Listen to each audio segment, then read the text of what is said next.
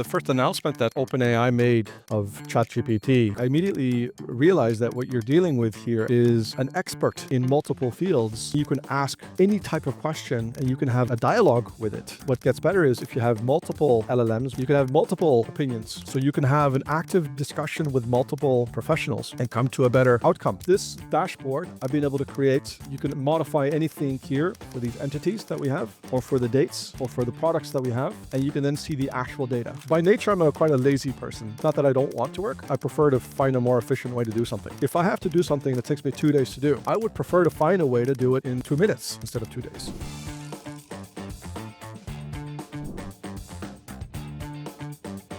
So welcome, Ivo. Really glad to have you today because you have a lot to share about how you are using AI as a CFO. But before you became a CFO, let's take us back 17 years ago. You also worked at PwC, like I did work also at PwC. When you were at PwC, would you have predicted where you will be today? No, absolutely not. When I was working at PricewaterhouseCoopers, I could not have foreseen where I would be right now. I kind of thought I'd always be in the international tax structuring department, doing what I was doing there, which was very challenging, very interesting stuff. I think it's really difficult to predict where you're going to be in, let's say, 5, 10, 15 years. It really depends on the people you meet. It depends on the opportunities you've been given. It depends on a lot of different factors. It also depends on your interests because they could also change over time. And there's something that I'm sure you've probably heard of before. It's called something called ikigai, which is the Japanese concept of, the purpose of being. And I think it's really important for everybody to find their own ikigai, so to find your own raison d'être. Like, why do you exist? What makes you tick? What makes you happy? What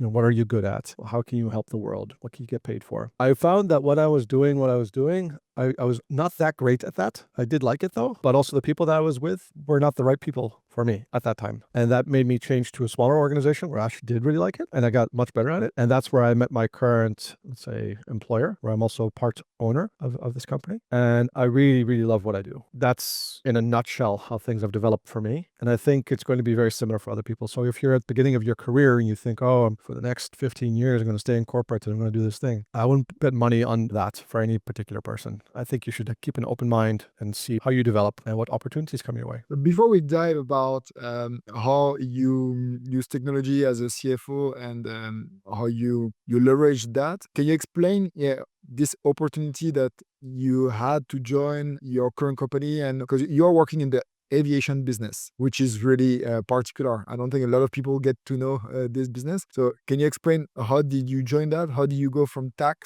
doing tax to being a CFO of an aviation business? So after PricewaterhouseCoopers, I went to a smaller company, mid-sized company with accountants and tax lawyers. Really quite enjoyed working there. At some point, they came to the decision that anybody working at the company that did not have a university degree should be fired, which I thought was a crazy decision. And one of my roommate and good friend of mine who didn't have a university degree was fired for that reason. And this really kind of set something off in me and said, this is unjust, it's unfair. Around about the same time, this man came into the building and he said, I have a problem. And by virtue of the fact that I was sitting next to the door where he walked in, I helped him. And he's the owner of the company I work for now. And I helped him with this problem. And it's been going on for a while. I did some restructuring of the entity. And he wanted to thank me. And he brought me to Poland. He said, hey, I want to thank you. Can you come to Poland? And I went to Poland and he said, I really enjoy working with you. I'm like, well, I like working with you too. I said, but I don't really like working there anymore because for some decisions they've taken.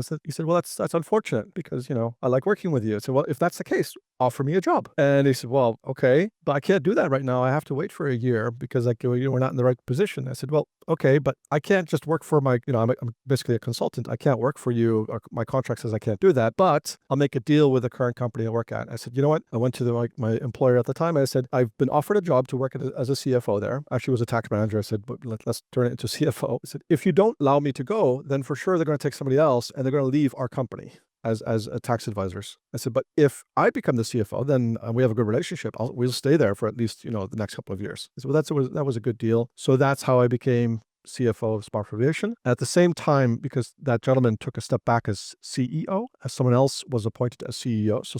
So he and myself became the CEO and the CFO of the company. And a lot of transitions were made. And for me, it's a huge learning experience because I didn't know much about aviation. And I always had an affinity with technology, and to also basically learn the finance function, because that's not also something that I'm not a finance person as a background, as I'm a tax person. They're kind of related, but you have to learn these things as you go. So these 3 new disciplines I had to start learning by asking questions, by talking to our accountants, not only in the Netherlands, but also in Poland and in the United States and where we were working, by learning what was important, by understanding the tricks of the trade in terms of aviation and sales. And also, for a long time, if you make financial decisions about technology, you need to understand the technology. Whether you choose server A, B, or C, it's not just like the number that matters.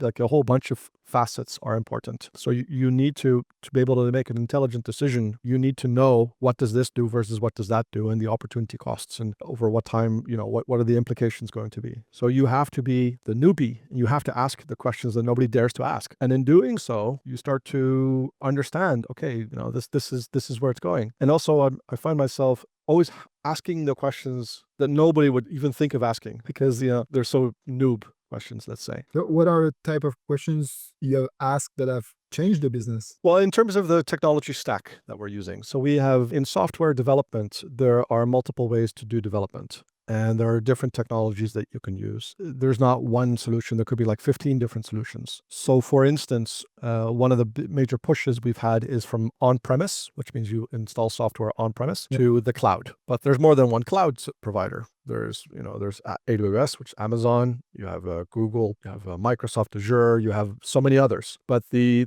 various installations we've done so far is mostly for AWS. So, but how do we ensure that we are agnostic? If somebody comes around and says we are so embedded with Microsoft, we need to use Azure, how can we ensure that our software will also work on that without having to rework everything? So you have to make sure that on the one side, you create like a proper product. I make a distinction between a project and a product. A project is something that works for one customer within the context of that one customer. And a product is something that would work for multiple customers. So you build it once and you sell it 15 times. That's the idea. So you do want to make sure that what you build would work within the larger audience context. And the same thing is, for this technology stack. You want it to work for multiple technologies. For instance, that's just one example. And you need to be able to ask the right questions. Like, are we making it agnostic? Are we doing it in such a way that if somebody else comes around and say they want to have it, that we don't have to rework everything again? That's the difference between having a bespoke software and like software that is community-based, that multiple users could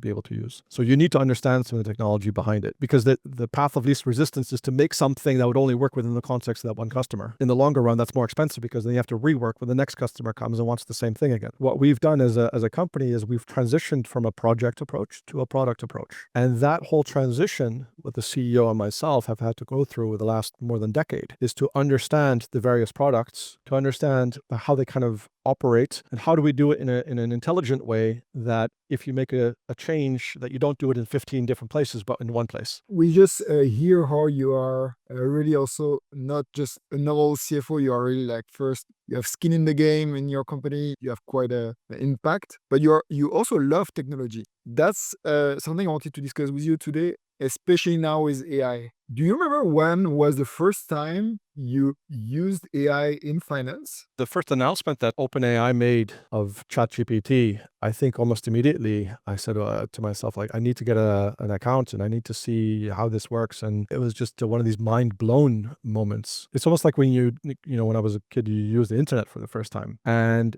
to have the ability to ask almost any question and for it to give you an answer back. And then basically I immediately realized that what you're dealing with here, and it gets better over time, is an expert in multiple fields. And then you can ask any type of question and you can have like a dialogue with it. What gets better is if you have multiple LLMs or different providers, you can have multiple opinions, because it's not just one opinion that might be the right one. So you can have an active discussion with multiple, let's say, professionals and come to a better outcome. And that's so currently I use Claude, and I use ChatGPT, and I use Perplexity, and I use different other LLMs to see what would make most sense. To come back to your question, when did I use it for finance? Almost immediately, because the aha moment just arose like very quickly, like, my God, this thing can help me with a lot of the questions that I have, or it can speed up the process. By nature, I'm quite a lazy person, actually. Lazy, what I mean is not that I don't want to work. It's like I prefer to find a more efficient way to do something. So if I have to do something that takes me 2 days to do, I would prefer to find a way to do it in 2 minutes instead of 2 days. And that's what I've been trying to do. I try to use technology to enable this. I'm an autodidact, so I prefer to try and just, experiment. And I can see some of the fruits of that now. And I want to be able to share some of that and show the development and how that's kind of progressed. But what's really important to keep in mind, Nicolas, is these developments are going so rapidly. It's really difficult for it to keep up. So what's new today is like yesterday's news tomorrow. What I find particularly important is to find like-minded people like yourself and the network that you've kind of, the group that we have, to be able to talk about these types of things and see other passionate people, because we're really at the beginning of the S curve of the adoption. And so we're the early adopters, and we can see obviously where this is going. So, and the question is, how can we help each other progress even faster? About that, Mhm. I remember this discussion we had when I was getting your feedback about the AI Finance Club, and I asked you, okay, what is the thing you are the most proud of that you have built with AI? And you mentioned that you build your cash flow forecasting, I think, and that you were able to save a lot of time on it. Do you want to explain a bit like what you did and how much time you saved, and maybe to inspire other CFOs? Yeah, so within software development, you don't usually make something once. You make it several times before it's like ready. So you make it the first time, and it doesn't really it works. It does, it kind of works, but then you have to make it better, and then you have to make it faster. So those are the three steps. First, you make it, then you make it better, and then you make it faster. I'm currently in between step 1 and 2. So I made it work, and then I've refactored it. So to refactor is to do it better in a somewhat different way, because you also quickly learn that some things can change, and you want to be able to modify the code in a particular way. And what I've been trying to do now is, the setup that we currently have is, we have a lot of different systems, and a lot of those different systems have different types of information in it. Obviously, you want to be able to fetch that information and put it into a proper ERP system, and it can spit out the information that you'd want to have. Unfortunately, because of the complexity of what we do, it's really quite difficult to do so in a kind of a popular kind of in a proper way. So we have our own ERP system called Exact Globe. I don't know if you're familiar with this, but it's a Dutch company, but they operate worldwide. It's really difficult for us to, within the way that we work with the software that we do, to put that into, or to integrate the information that we have from the different systems like Jira.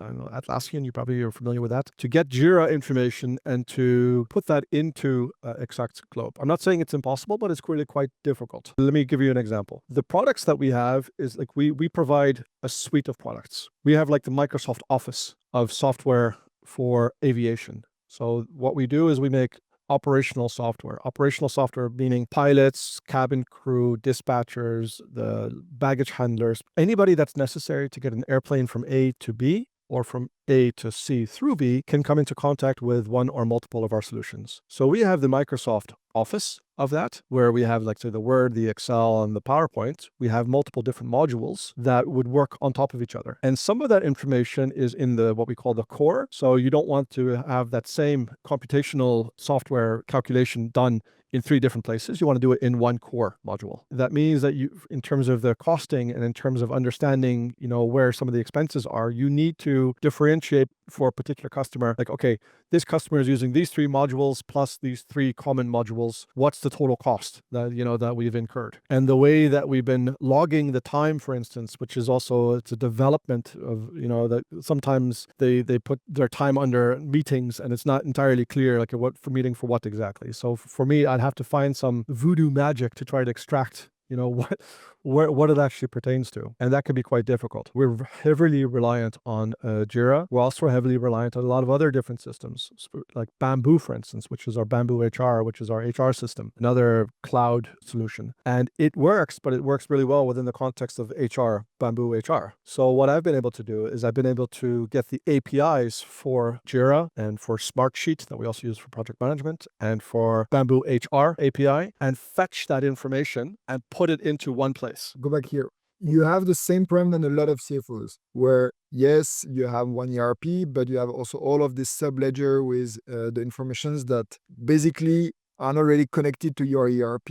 And then you have the problem that if you want to get insights, if you want to forecast, then you have to do a lot of manual work between the subledger and the ERP, usually in Excel. But your approach now is to change that and to use API. Can you explain for people who don't know what is API, what it is, and why people should use that? It's a fancy word for remote control. That's all really what it is. It's a remote control. If you're using one system, that system works really well, but you can't access that system without the door, the API. And the API is, like I said, like a remote control. So if you have access to the API, then within another system, you can access the data from the first system. Sometimes it's a one way, sometimes it's bidirectional. So if you change something here, you can change it there. Or if something changes here, you see it there. And you need to know like what are the restrictions, the limitations. The problem, of course, is if you have multiple systems and you're playing like 5-dimensional Tetris, where if something changes here, that it has a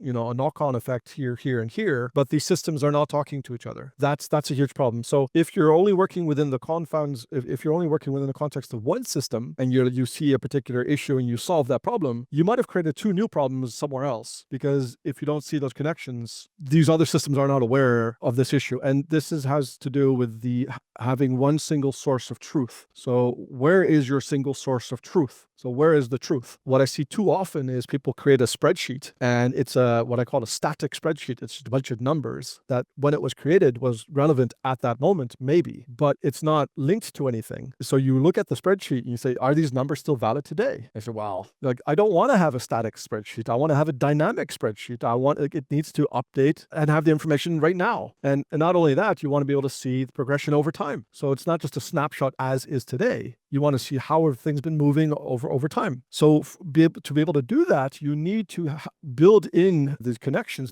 through APIs, and you need to be able to fetch the information and put it in a database, and then be able to query against that database within the context of time, and to understand what would be the consequences if you change this. And then you fetch from 1, 2, 3, 4 different systems. You put it into one. You could have data lakes, but you can also put it in one place, and then you can query against it, and you can visualize it, and you can see it in different ways that traditional software generally doesn't do. Some amazing software is coming out right now that allows you to do this as well. I take a somewhat different approach. I try to, because of the complexity, I try to make it myself, which I'm going to show you now as well. It's been amazing for me. So just to come back to the question about the cash flow. So for me, the cash flow depends on several things. It depends on, and I get that from Jira, what are the invoices that we're going to send? What has been sent? What's currently on the bank? So the bank reconciliation. What are the debtors, creditors positions? When can we expect, historically to receive certain things, any kind of exceptions that there may be, and what is the sales forecast? And I've mentioned 6 or 7 different things. And in the first iteration, I would just get like call it the static information of these 7 different things, put it in one large list, and create a chart over time. Within Google Sheets, I would do that. You could change certain variables, like what would happen if the foreign exchange would change by 5% over time? What would happen when you'd lose a certain customer in 6 months from now? What would be the effect? What would happen if we would get a new customer? Or you have a sales forecast that you think is too optimistic. Okay, well, maybe it's not that optimistic. We're not going to get this and this. And you need to be able to change all these different types of variables to see, the various scenarios and what is the most likely scenario going to be. And then to see how correct you were, so how accurate was your prediction? You build this model through APIs, but remind us, you're a tax guy first and then you became CFO. So you're not a coder. So how did you do that? Well, I'm not a coder, but now I am, apparently, at least to some degree. So I go to ChatGPT and I say, I have a problem, or I go to Claude, which is actually better for coding. So Claude by Anthropic, Claude AI. And I say, okay, I have a problem. This is my problem. How would I do this? How would I go about doing this? Now, there are multiple things you can do. You can go to Google Colab that allows you to do this. And it works quite well within the context of Colab. But what I would like to do is not have things in Colab. I prefer to see it in a different, what's called an IDE, which is like internal development environment. I believe it's IDE. And it allows you to do the code and see the code and modify the code. So I would get snippets of code and I'd copy that and I'd put that, or it would generate the code for me, and I would put it into the IDE and I would run and I'd see what happens. And mostly it's Python. So it's mostly Python. That's the stack. That's the technology that I use. But also you want some visualizations. You want to be able to see what you're doing. And for that, you need some JavaScript, or you need some CSS. which is the styling. Along the way, I've also found that I'm not going to recreate, let's say, graphics by myself. There are some useful tools that you can use and libraries such as eCharts, for instance, which is from Apache, which is amazing. It has a really huge amount of different types of visualizations that you can just use for free. It's an MIT license. And that's what I do. That's what I use. As long as you understand the formatting and the syntax that needs to be provided, either be it XML or JSON, which is nothing other than information in a particular formatting. As long as you understand that and what format it needs to be provided in, then you can generate all the beautiful visualizations. What can you share? Because we all know like a lot of people want to have insights of how AI and coding can be used to facilitate the work. This is the IDE that I use. This is VS Codium. And here you can actually see some of the various files. And so this is the cash flow routes, creditors routes, debtors routes, finances PY. And these are all I don't want to go into too much of the details here, but this allows the thing to work. What I can then do is show you what it actually looks like. So I've created this login page. Now I can just log in with my credentials. Now this is still, it's not ready for prime time, but I'm actually doing it in such a way that I would be able to, if I just quickly go to the settings, see it's still loading. And that's why I said you make it first, then you make it better, and then you make it faster. The faster still has to occur. It's loading right now from the database. So it's loading information from the database that I've created. And I've been able to put information in there with the idea that at some point other people could use this as well, not just me. So I want to be able to use this in such a way, so I have the connections and APIs where I could actually see here, there are certain budget codes that I have, 577, amount of transactions, 569, and some other notes and such that I have here that would allow me to put all the information that I have for me as a user in here. If I just go back to this, for instance, this dashboard, I've been able to create, and this is mock data. This is not real data. Just so we're clear. But this information, you can modify anything here for these entities that we have, or for the dates, or for the products that we have, and you can then see the actual data. So these are the actual names of the products that we have, and these are the actual entities that we have, but it's not actually hooked up to the systems just yet. Yeah, but basically this is how it would look like. This is just one of the many sheets that I have. Another one, for instance, is our HR system, but this hooks up to our Bamboo HR, which is our HR system. If I would go to that now, I'd have to log into that system and it would give me information. But here, this fetches all the very people's names, and I can fetch the information for that particular person. So it would, for this particular person, I can fetch the information. I can see progression of this person over time, and I can even see the percentages of the person's salary increase over time. And what I want to be able to do is superimpose over this the market rates, what we know is the market rates, and if they're above or below or on mark for this particular type of job. The beauty of this is it allows me also to, if I go to the internal invoices, it's loading right now, so it's a bit slow, but I have to pre-cache. That means it's already there, because right now it's fetching this information from Google Sheets in this case. It's another connection I had to make. So it's currently downloading all the information from Google Sheets. And then what it will provide me here is all the various types of projects that we have. And I can see how much time and effort have we spent on the various projects. And not only that, but I had to make the link with our Bamboo HR to understand what is a person's salary per month. And then I can calculate the actual expenditure, the total employer cost, as we call it, for a particular work. So here's a migration that we've done, but I can see, and I can add these together, like what the total cumulative amount of man days is that we've spent, or how much the actual expenditure is for a particular migration over time as well, and what the total amount of man days is here. I can remove these again. I can add other things. So Air France, one of our customers. All of this you build just using ChatGPT or Claude as Yes. the coder for you. Yes, correct. And how long did it take you for that? This took me, I think, about 3 weeks. And 3 weeks, you were not only doing that, you were just like doing that as a side project. I like this so much. I do it in my free time. It's like, I do it in the week. Like I'm a father of 3 children, so like I don't have that much free time, but I actually really like doing this. And for me, it's a big puzzle to try to understand how this works and looking for different, better ways to do it. So here, for instance, you see one of the actually 2 or 3 visualizations. But what is really good to know is you have this eCharts. Yeah, that would be interesting to see the website HR. Yes.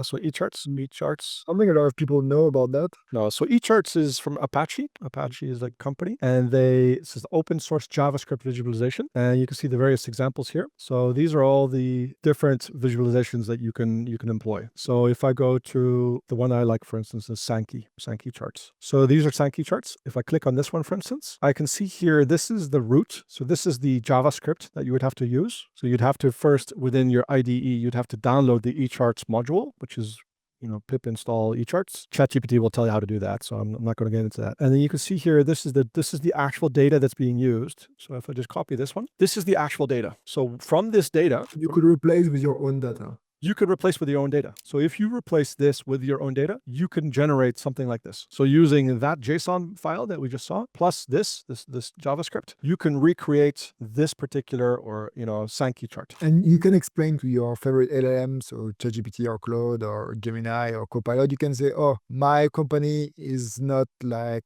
doing environment or human rights. My company is selling cars. So like, can you put like first the car, blue car at the top, like the red car in the bottom. Then after is countries on the right side. Basically, you get a Sankey chart that shows your total revenue by cars. Yes. By countries. For instance, the way that I would do this is I would copy this particular code, this JavaScript, and I go to ChatGPT and I say, this is the JavaScript example that I use for this eChart. Then I would give it, this is the input, the JSON input. We can try to see what ChatGPT will do, or Claude has. I will be curious like how you ask that, how you prompt it. Okay, so let's just do it. Hi, can you help me please with the following? And I copy the code. I will give you the JavaScript and JSON for eChart.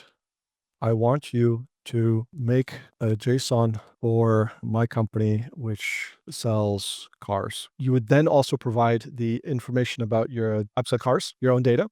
So this is the JSON. And you will say, for example, here's the split by country, here's the split by product. So you can say actually like bin by country is like, please make mock data based on this. And then so it's ingesting, it's understanding this. It's okay. I'll help you make the JSON file. So here it says total nodes. These are the nodes. So basically it's just creating the JSON file for you. Yeah. And now with fake data, but you can replace the fake data with your own data. Exactly. And now the only problem is you can't actually see this right now, because here I can't.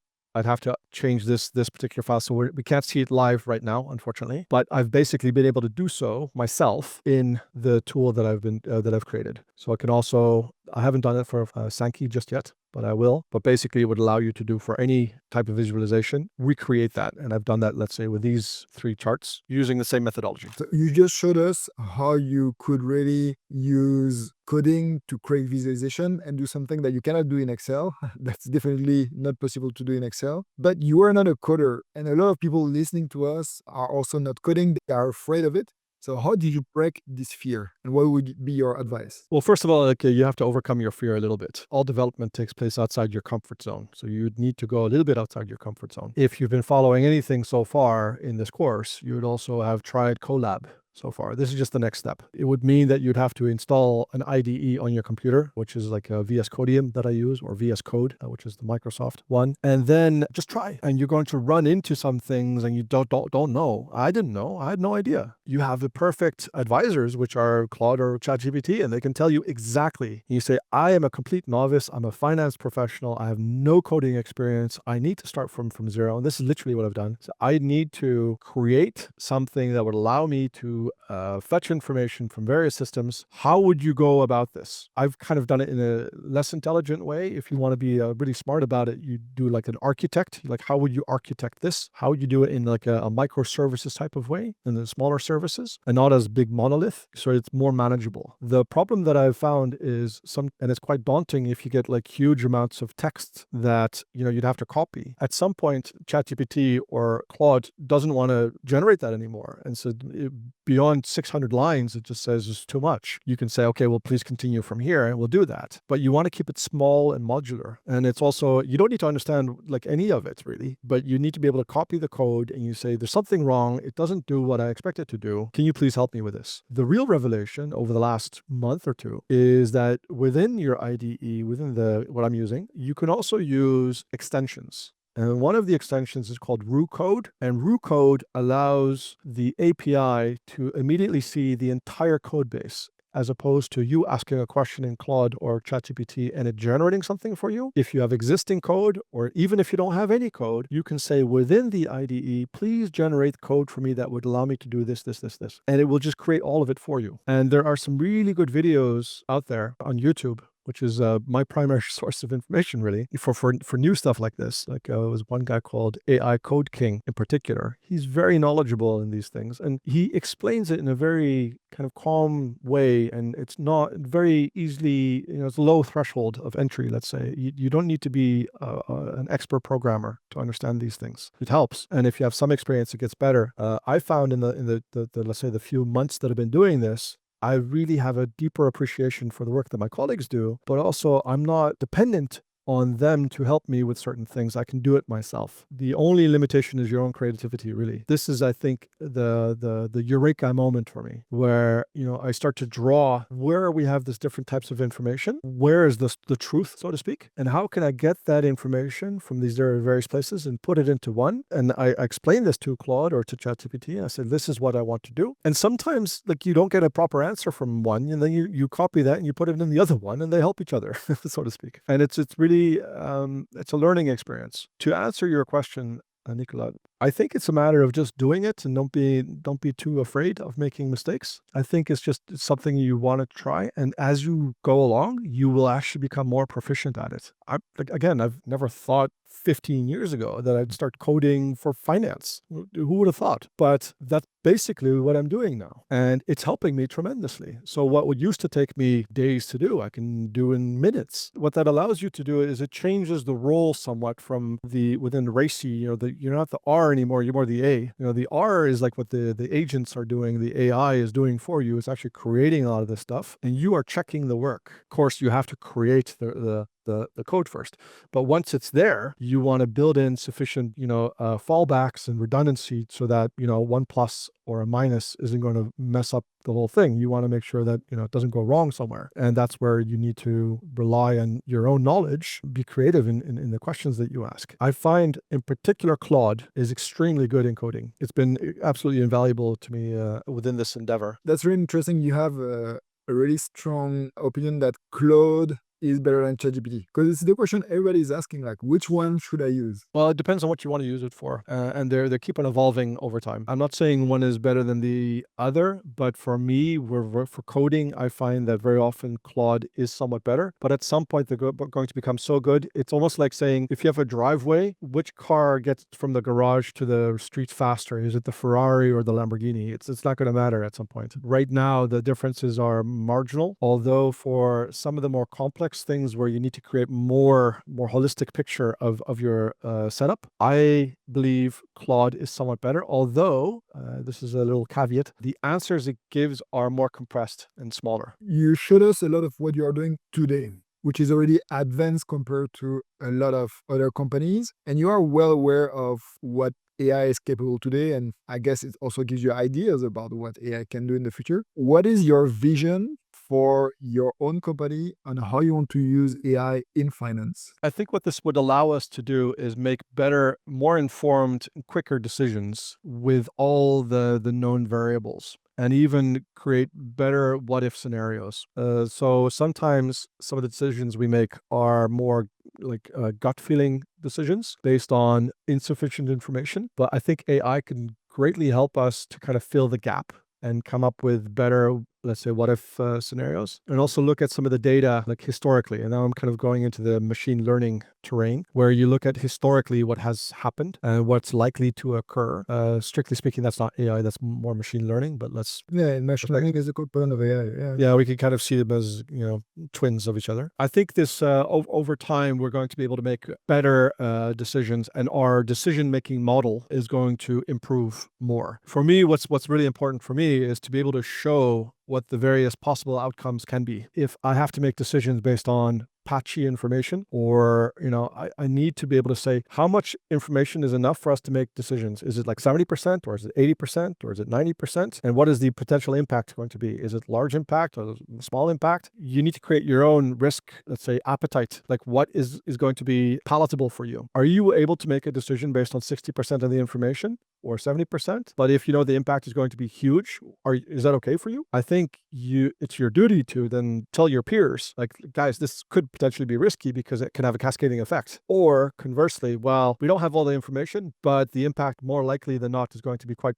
small, so go ahead and do it. This, I think, to be able to differentiate between these various scenarios, that's going to be more important. And you have the perfect AI tools that can help you with this. And now I'm just talking about kind of creating our own ERP, but we're obviously going to be using this within our tools as well. So our tools also will start to employ more AI and more machine learning, because the solutions we provide have a wealth of information and data. Our users will then also be able to make more informed and better decisions based on the information that we have, or predictive capabilities. How do you want to concretely build that as a CFO to arrive to this place where AI is helping you in your decision making? Well, I think what's important is, don't be Don Quixote. Yeah, you shouldn't want to do all this by yourself. You need to have the buy-in from the rest of the organization as well. So people need to be aware of what's going on, and it shouldn't be so nebulous and enigmatic that nobody knows what the hell is going on. So you need to get some. It's like within change management, you have Cotter's 8 steps. And the first one is to build a sense of urgency. And for me, the sense of urgency is like, if we're not doing it, then our competitor is for sure doing it, which we already know. You need to show your peers that this is not going to go away. It's not a hype that's just going to disappear. That some people still think. Even developers within our company still think, well, that's kind of a hype, it'll go away. It's not going to happen. The question is, how are you going to leverage that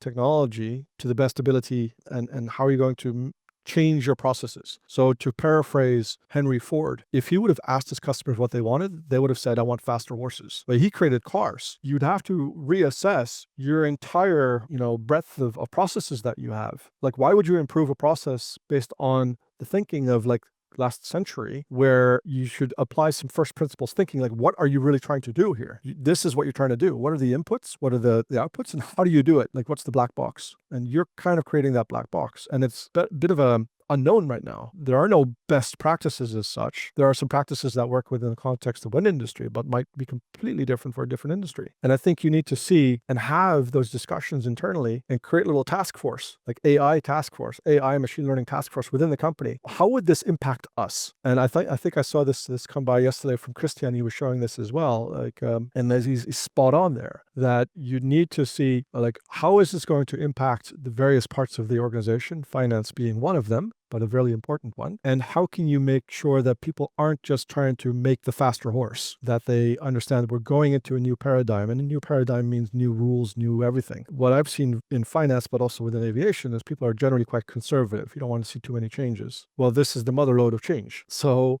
how are you going to marry these two things? And you need to be the custodian of that. You need to be at the forefront of that. You need to not be afraid of that, but you need to embrace it. And this is not just for within smart aviation finance. This, I think, is for every single finance person out there. Little anecdote. I don't know if you know this. Do you know what a computer used to be? Nice trick question.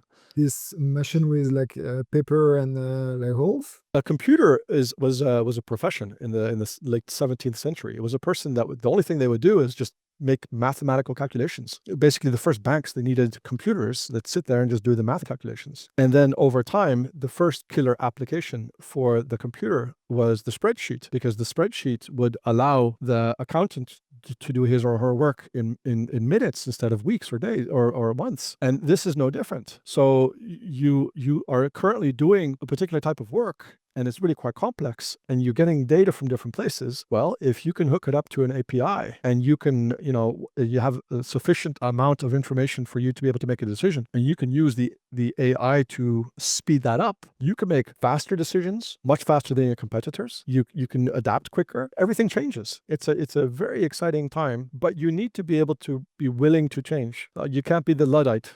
The Luddite was the person that was, destroying the machines during the Industrial Revolution because they made all these people unemployed. If you're that person and you're like, oh, we're not going to do this, I don't feel like doing this. How do you as a manager, as part of the management, how do you make sure your teams and how other people that are working in finance, how do you make sure they get ready for this change? Well, our organization is not that large that we have a huge financial organization. So I do basically legal, procurement, finance, a little bit of HR. So those are some of the things that I generally do. And let's say within legal, the first thing I'll say is before you come to me with some sort of a question, because actually I'm a lawyer. That's my background. I'm a lawyer. Before you come to me with a question, please ask ChatGPT first. Make sure that you remove all the personal identifiable information first. Yeah? So you have to have like a good policy around that. Let's not have meaningless discussions or meetings that you could have already queried a ChatGPT or a Claude beforehand and come up with some sort of an answer or a decision tree. And let's then talk about the decision tree and not about the particular,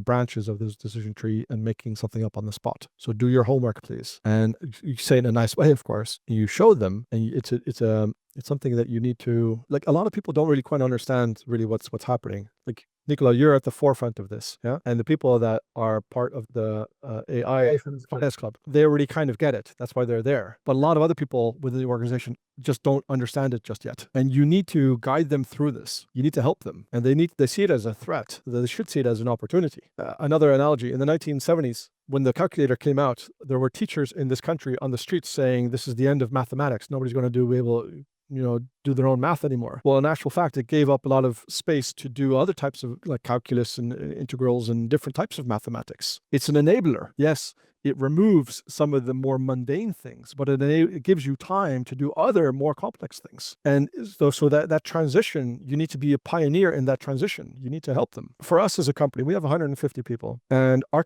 main competitors is like Sabre and Lufthansa Systems. Sabre has 9,000 people before COVID, and Lufthansa Systems is 3,000 before COVID. Now I think they're bigger. We're 1/20th the size of them. We want to leverage this to be able to do much more with a limited amount of people that we have, not so that we can replace the people, with AI. That's not the idea here. You can do a lot more with a lot less people. That's basically the teaching here, the learning. But a lot of people are a little bit afraid of that. And I think you need to take away some of that fear by showing them some of the quick wins and by enabling them to do these things and not being afraid and just trying. I think that's a good way to close this first part, that for discussion we had together, because I really want to, in the next months, to see what you are going to build, what you can share.